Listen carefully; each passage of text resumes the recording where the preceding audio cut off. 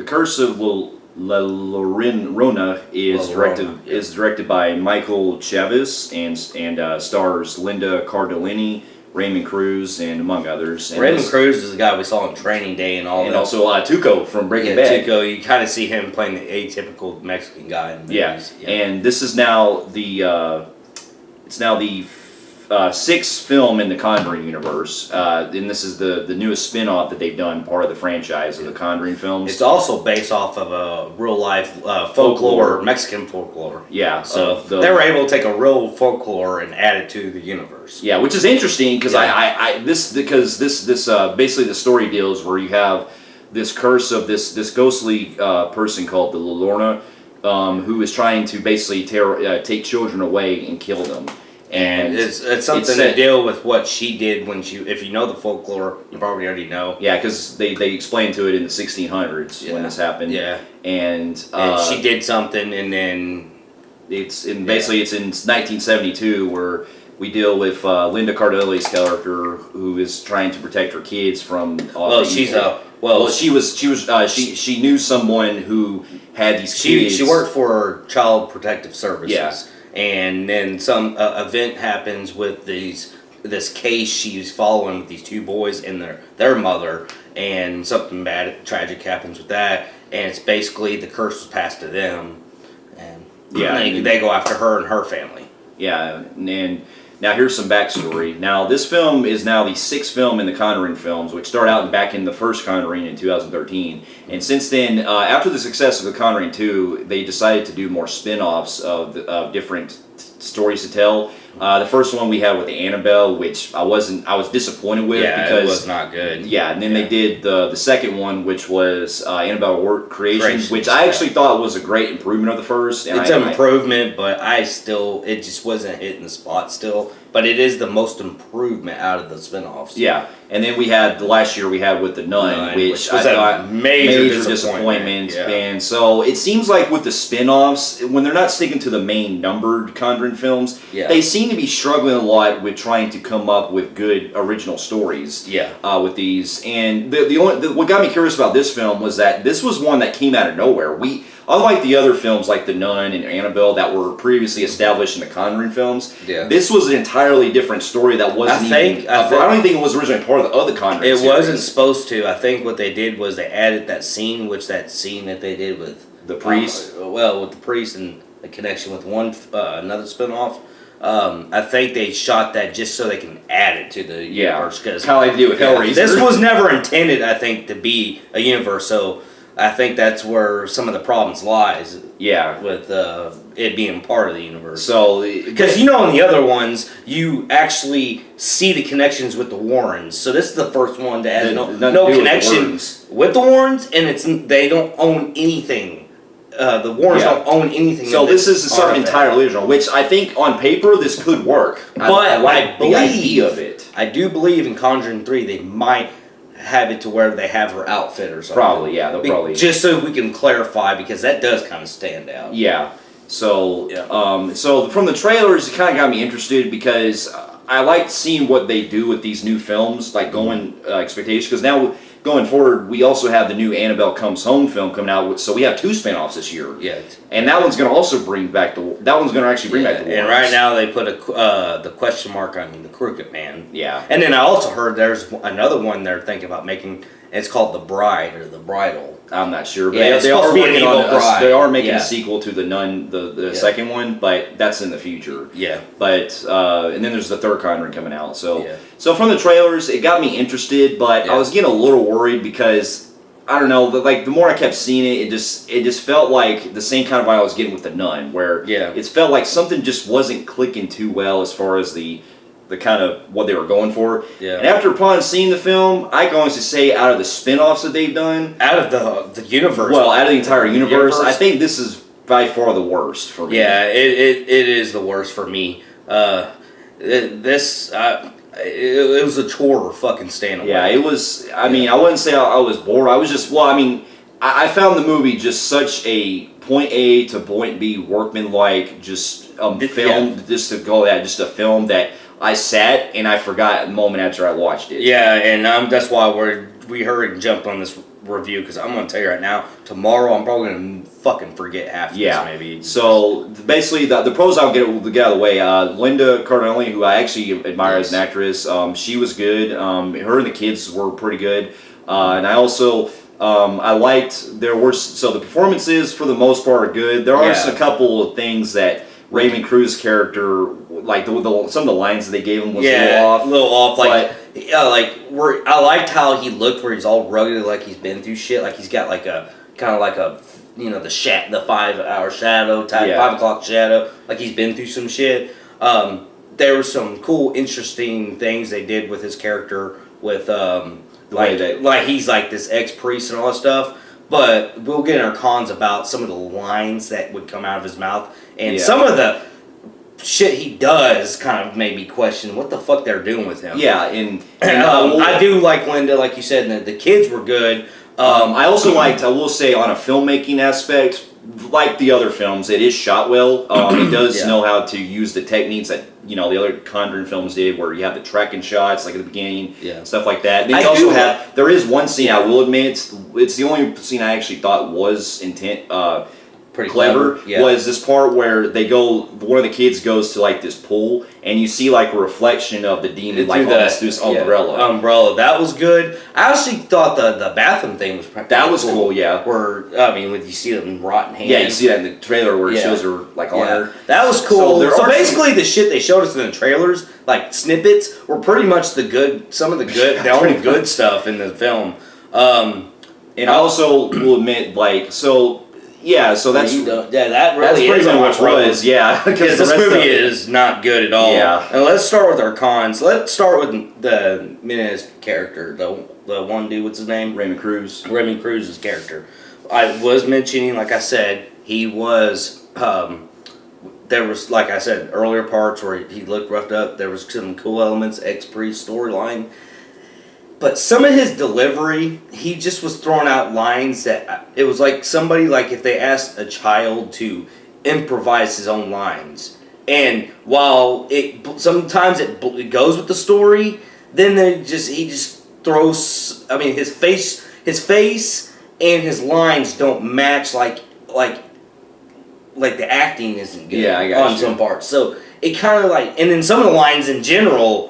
He tries to throw some crack joke in the middle, and it feels like they have to have a joke. It was kind of reminded me of if you remember in The Nun, we had that comic relief of the film that was kind of throwing out one-liners here and there, which I thought was very out of place. They don't do it quite the extent like that, but it gave me flashbacks to that movie. And let me talk more about him. The priest part of him, while it's not bad, it's just the fact that we see so many of these paranormal films that has a priest. I do feel like he has no personality, no backstory, no nothing. Yeah, who he is. We just get a quick reference that he was part of the church, and that's basically I was part of the church, and they didn't, I was excommunicated or whatever. So and that's all we know. That's all we know. This story is the most watered cliche, point A to point B.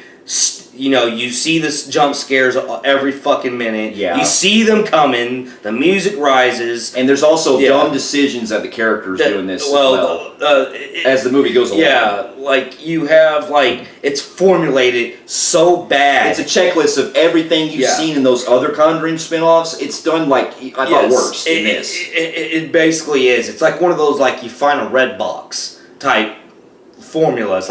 Where the paranormal films are getting so overly done, which they are. Even the theoretical ones are getting kind of out there. They are. Where I'm getting kind of bored with this genre, this certain part of the genre. And it's just you got the priest, you got the family being haunted, and basically you got somebody who's got to do that ritual shit, and you got the jumping out everywhere, and then you got the ghost pulling people and throwing people, and then you have one thing that they have that can kill the fucking ghost, and it's over. Yeah, that's basically the fucking movie. Exactly, and this is done with pretty much every single paranormal film that has done this. And what's different about this one too was that those other films that are part of the franchise of The Conjuring, they at least had an interesting story behind it. But this is some of the most generic and most uninteresting fucking story I've seen of this franchise. Yeah, the story is extremely weak, and I know this is a lot of like Hispanics, like Mexicans. This is more of a different type of movie for them because this is a folklore of their culture. Yeah. And I highly respect that. Yeah. I love seeing other people's, like, their legends, their folklores. Yeah. I love that shit. No offense, but I do find the folklore. If that's the folklore, please tell us in the comments if you're familiar with your heritage as folklore. If the movie did it justice, but I really find it to be very uninteresting and weak. Yeah, because the way we get like a quick reference. I mean, the woman is. It's really all she's doing is stealing it's jealousy kids and just going around stealing kids and killing them and cursing them, and that's really. I've seen it done better in Children of Corn or some other movies. There's the way they pull it off in this film, the way it's executed, it comes across as just so kind of lazy. And here's this, I gotta complain. This movie, it was set in 72, 74. What the fuck was with the modern look to it? Yeah, some of the clothing they wear just feels like, especially some of the kids that they wear, it feels like it's kind of like it's 90s or something. You could maybe get through 90s. I'm looking more towards 2000, just like 2001, 2002. I mean, we're almost in the 60s here. This was just the beginning of the 70s, and there was nothing 70s in this movie. At least the other films, especially like the Annabelle films, even Conjuring. Even the Conjuring films, like all those other movies, they still stuck to the time period. They had great production design. Yeah, this one it felt like they just happened to be set in the 70s. You know, and they didn't take They didn't take a part of it. Yeah, and not with that, man. 3/4 of this fucking movie takes place, or half of the movie takes place in this fucking house. And I swear to God, it just drags and drags. Yeah. There's parts where she wants to get them, and then like they do some kind of thing, and then they have enough time to like cook.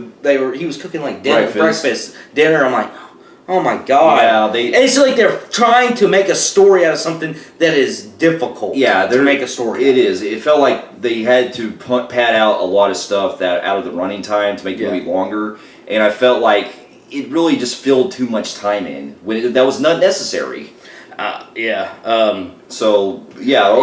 Any other complaints, man? Like, I mean, other than this, it was bad. It was beyond bad. And there's also one thing, we won't go into spoilers, but there is something toward the end of the film that I felt like.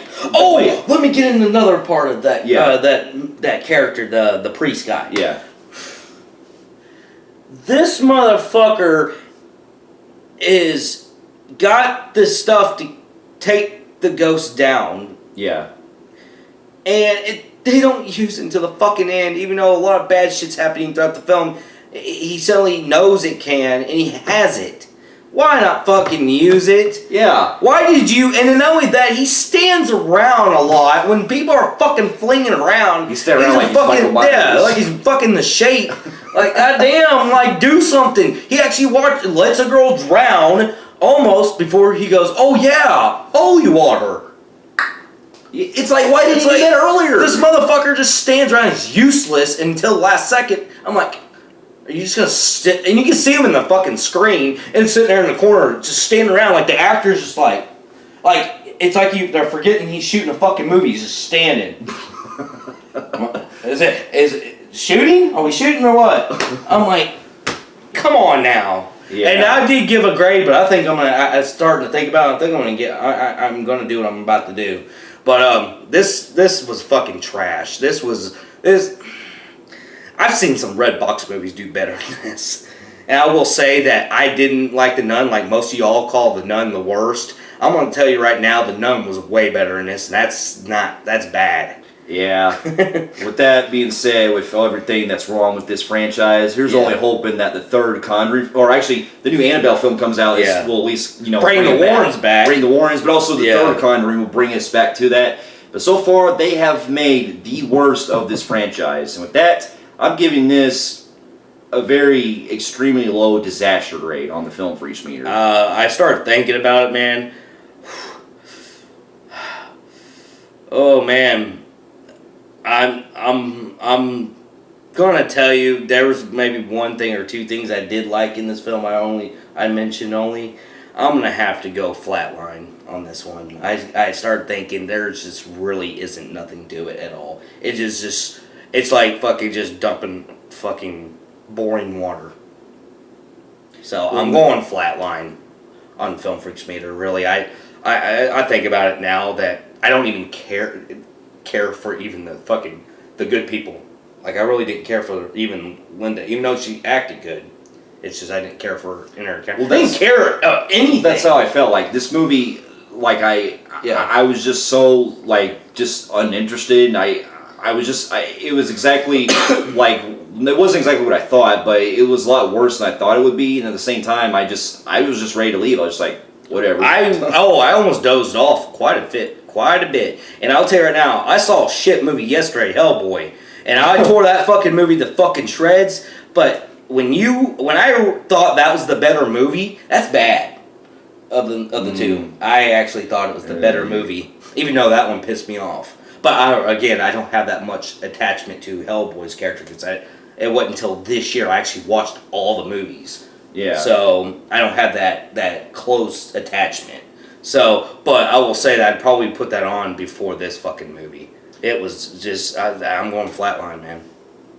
Fair enough. Those you have also seen The Curse of Llorona. Yeah, Llorona. And also the other films in the Conjuring franchise. Let us know in the comments below what you thought about it. If you like what you see here, you can feel free to like and subscribe to our channel. Check out some other reviews here and our website at filmfreaks.com. And we'll be seeing you in our next review. We'll see you later. Later.